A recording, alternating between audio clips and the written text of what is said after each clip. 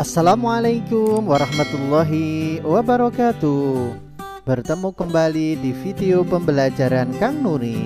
Pada kesempatan kali ini kita sampai pada tema 1, subtema 3, muatan pelajaran Bahasa Indonesia kelas 6. Nah, di subtema 3 ini kita akan belajar simpulan dalam teks laporan.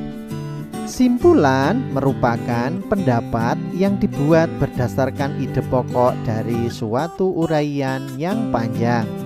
Kamu dapat menemukan simpulan jika sudah membaca teks secara keseluruhan. Selanjutnya, membuat simpulan berdasarkan peta pikiran. Simpulan dapat dibuat dengan menemukan informasi penting dari sebuah teks terlebih dahulu. Simpulan disajikan dalam satu kalimat yang berisi pernyataan yang berasal dari ide pokok dalam teks. Simpulan teks dapat dibuat dalam bentuk peta pikiran. Menuliskan simpulan dari teks. Nah, kita dapat membuat simpulan dari sebuah teks dengan memperhatikan pokok permasalahan atau inti sari teks tersebut.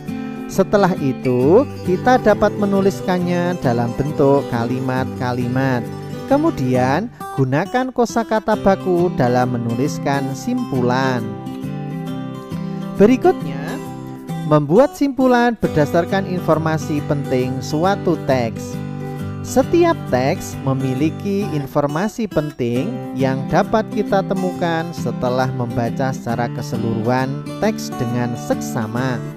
Kita dapat membuat simpulan dari informasi penting atau ide pokok yang terdapat dalam teks. Kemudian, catatlah informasi dan ide pokok terkait dengan isi teks. Kemudian, setelah itu, kembangkan catatanmu menjadi sebuah paragraf.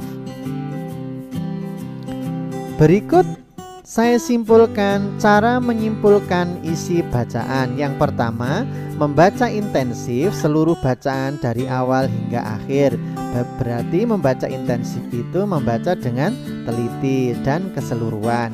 Kemudian, menentukan ide pokok dari masing-masing paragraf pada teks bacaan. Jadi setiap paragraf kalian bisa menentukan ide pokok. Kemudian yang ketiga, menyimpulkan isi bacaan berdasarkan ide pokok seluruh paragraf. Selanjutnya, kesimpulan yang baik biasanya memuat hal-hal berikut. Yang pertama, pesan yang ingin disampaikan kepada pembaca. Kemudian, berisi intisari tulisan.